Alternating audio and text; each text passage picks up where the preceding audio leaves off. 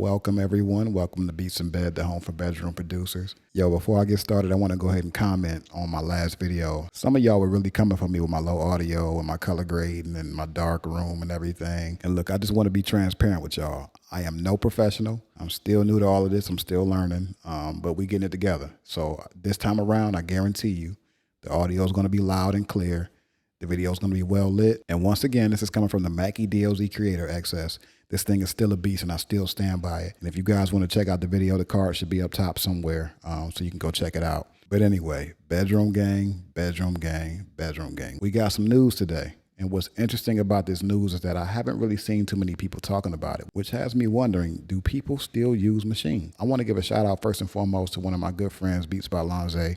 He put me up on this news this morning. I actually thought it might have been fake at first, but it turns out to be real news. So I'm gonna go ahead and read it for y'all so y'all can see what I'm talking about. This is coming directly from Native Instruments, and the title reads, Ending Software Support for Earlier Generations of Maschine.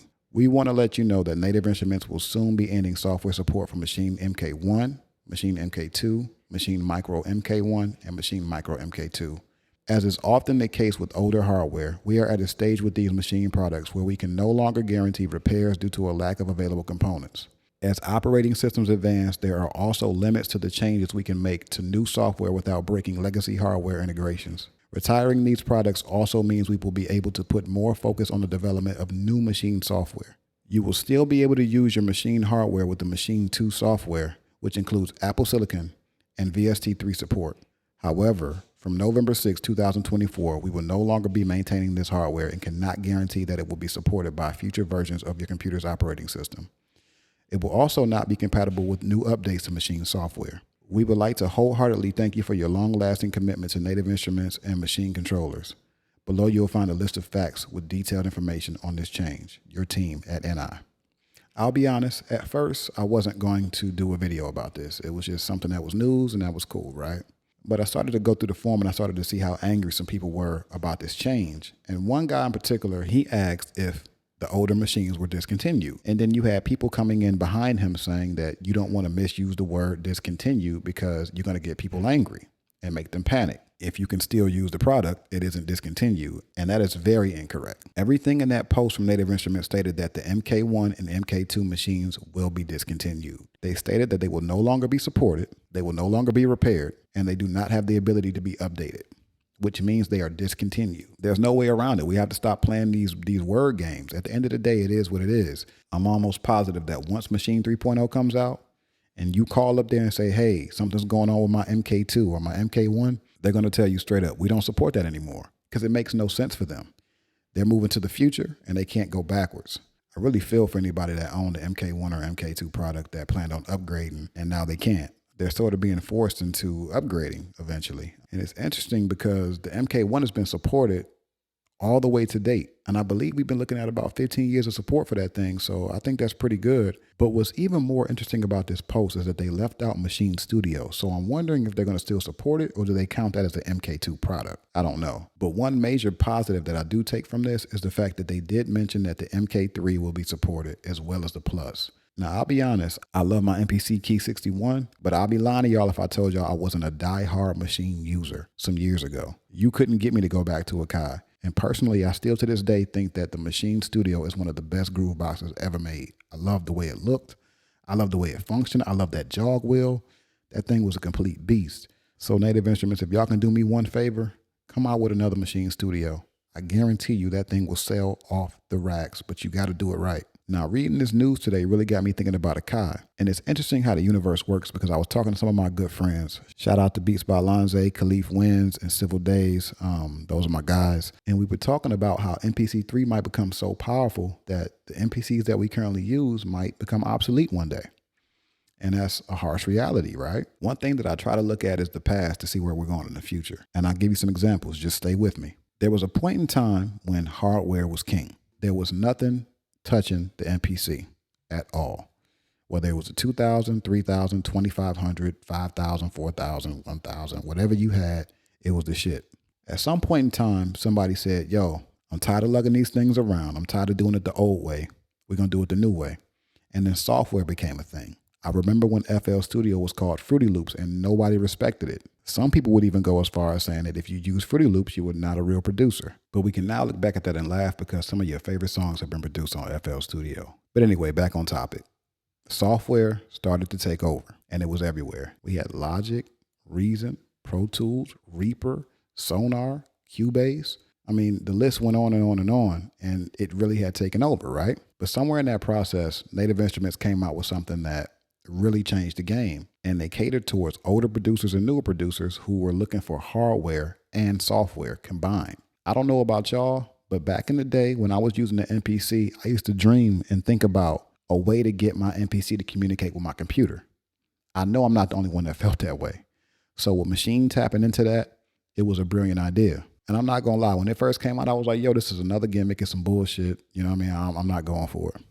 But as time went on, I started to see how people were using it. And it started to make me feel like it was a new age MPC. And I was like, I'm going to give it a try. So I ended up purchasing an MK1 and I fell in love. So after that, I got an MPC Studio on a Jam. And at that time, you couldn't tell me that there was anything that was going to come on the market and beat that. So moving forward, you get Akai, who's the competitor, right?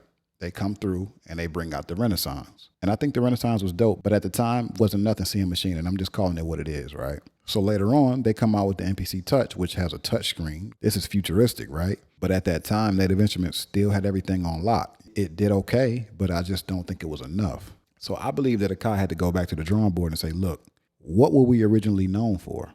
And that was standalone, right? So then the Live comes. And then somewhere in that process, I feel like the game changed and producers started to want to use standalone products again, right?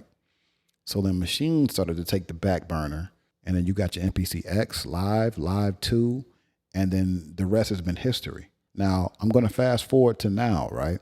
We are now at a place where I feel like Akai is not only trying to compete on the standalone level, but on the software level as well. And the reason why I say that is because you have to look at the history. They started coming out with plugins, effects. They even started to emulate certain plugins that FL Studio made popular, the Soft Clipper, Gross Beat, and they put that in hardware, which was unheard of, right? And now we're looking at MPC3, which is all about a linear workflow, because we are no longer looking at just a hardware groove box anymore. They are trying to transform this thing into a full-fledged DAW. And I could be wrong, but I really feel like I'm right on this one. I feel like they are gearing towards not only taking over the hardware market, but taking over software as well. Which leads me to my point of this entire timeline that I gave y'all between software and hardware and where we are today. From what we know right now, Akai has put everything from the hardware into the software. The software is just a larger view of the hardware. So if they're taking the hardware and they're making it more DAW-like, what do you think they're eventually going to do to the software? They're going to make it more DAW-like. And this is just my theory, but I think they're going to make the software so powerful that you might not even need an MPC. I think they're literally going to try to capitalize on both markets. And they're going to bring some of these younger producers over that might not want to commit to the MPC workflow, but they just want to use the computer. So with all that being said, once MPC3 starts to advance and we get more plugins, we get more sounds, and we get a real arranger where we can edit properly, and we start to bring that into the hardware, what is that going to do for the hardware that we currently have? Will 2 gigs of RAM be enough? Will 4 be enough? Will the screen be big enough for the arranger? And I got to be honest, right? We still can use Renaissance with 2.15. But can that screen survive for MPC3? The MPC Touch can still use 2.15. But will it be powerful enough for MPC3? The MPC Studio, I love that thing, but will it translate well with MPC3? Eventually, we're going to get to the point to where our current hardware just won't be able to keep up. So I know my thumbnail was a little crazy with putting an MPC on there, but it's just me trying to get you guys to start to think about the future. And I want to also bring up something else because we still got to look at the past to go to the future, right? I've seen a lot of Akai Force users wondering when they're going to get an update. And you can't help to think that maybe the Akai Force was just a beta test for MPC3 for their later products. And I'm thinking about the fact that Akai has opened up the beta test for all of us that are using current hardware. And it makes me think, are we just beta testing for the next lineup of MPCs?